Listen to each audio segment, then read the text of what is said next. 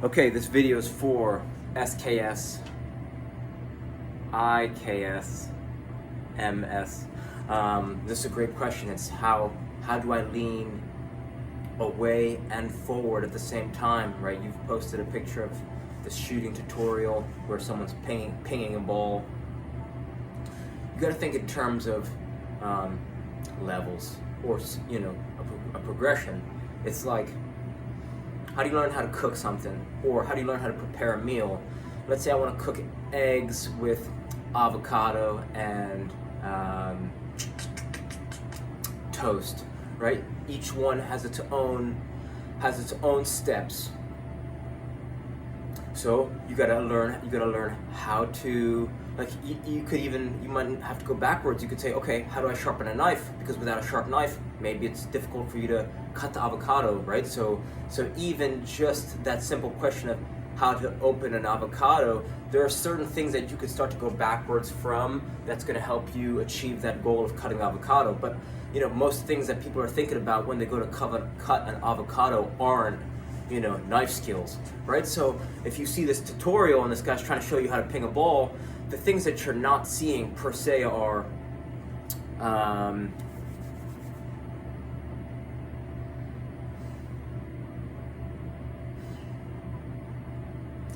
you're not seeing the time spent on balance or juggling or strength training, right? Or the hours spent, maybe this person is playing with the wall, right? So if you want to just start to develop your ability to strike a ball in an effortless way, I think this is the first step. The first step is you gotta make it fun and effortless, and there's no better way to do that than using a kick trainer, right? Because a kick trainer is gonna allow you to cram months of training into days or weeks, right? Because instead of waiting for a training partner or having to wait to go to a wall or using a rebounder, all of those things aren't as portable as a ball and a rope, right? And a ball and a rope, there's no barrier to entry. It's cheap, right? It's $10 for a size 1 or a size 2 ball, a length of rope as long as your ankle to your hip, and then some duct tape. Or you could, my favorite online is the SKLZ Solo Kick Trainer from Amazon. All the clubs not all the clubs, but some of the top clubs in Europe, Ajax, Sevilla, AC Milan, all encourage their clubs to use kick trainers, right? There's a long history of benefits.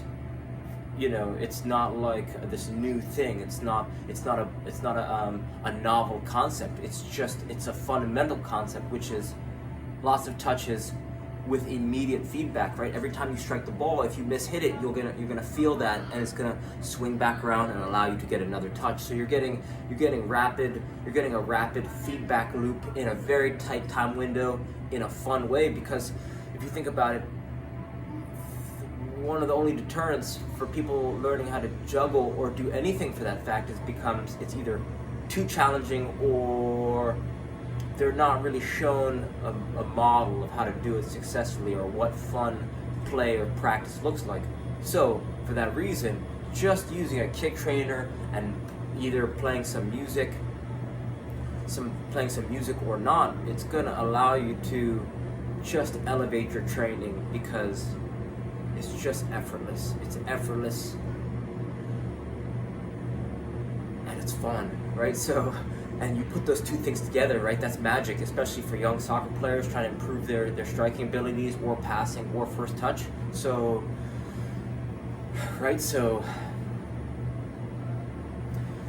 kick trainer is the way to go to improve not only your striking, passing, first touch, timing, rhythm, and coordination, but also this tutorial you're kind of looking to improve from. The close second and third ways, unseen, things that you can't really see, that you would have no idea from if you're just coming at this from a certain angle, is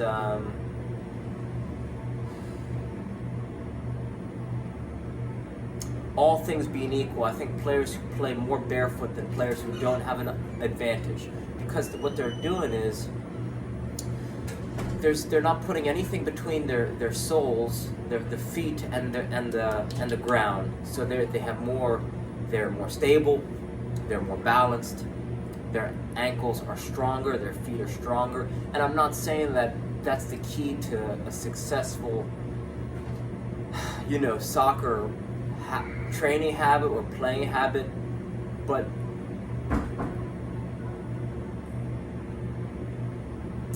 all soccer players are humans first, soccer players second. So when you kind of give yourself this foundation of smart training, then you can more easily stack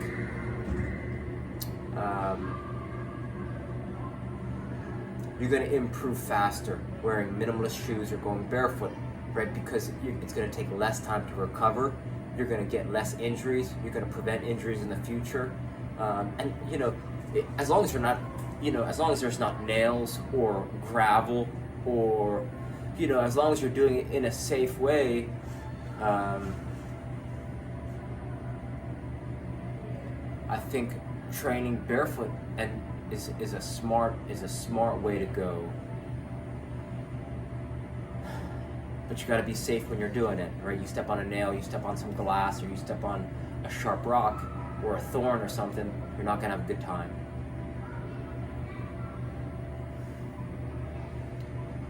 The other way to improve your striking abilities is to juggle different size balls, right? Because juggling is rhythmic shooting, or you could say juggling is rhythmic passing. So anyone who has a shooting problem usually also has a juggling problem, or anyone who's got a passing problem also has a juggling problem, right? So juggling is the one thing that's really going to take your game to the next level, because not all the best jugglers are the best players, but usually all the best players are the best jugglers, because when you're juggling, your awareness increases, your timing improves, your balance improves, you can see the field more clearly, and your first touch becomes one of your most lethal weapons, because now you could put the ball wherever you want it,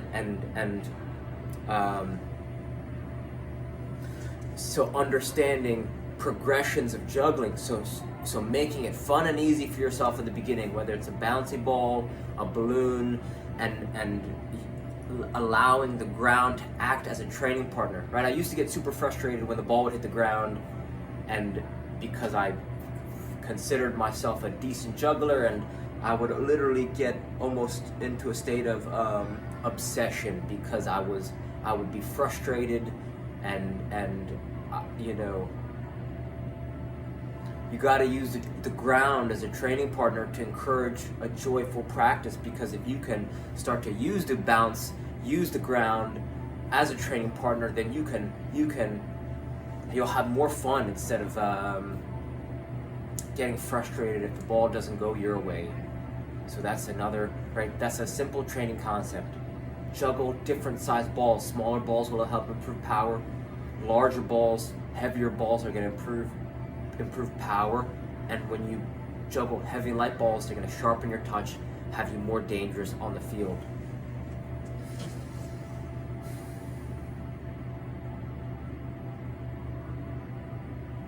The thing that I wish someone told me to do more as a young soccer player, developing their whole game, is investing in an RMT rope. And this is directly correlated to your ability to strike a ball, because it helps with balanced locomotion. It helps synchronize your timing and your rhythm and your movement. I just noticed that my juggling improved significantly after using an RMT rope, and for that reason, I'm 10 years out from playing D1 college soccer, and I'm 10 times the player I used to be, because I'm doing things that require zero recovery, and it's like all upside. It's like every single activity is either restoration or training to be a more effective, efficient mover on the field. And it took me, I'm still trying to put the pieces together, right? I'm far from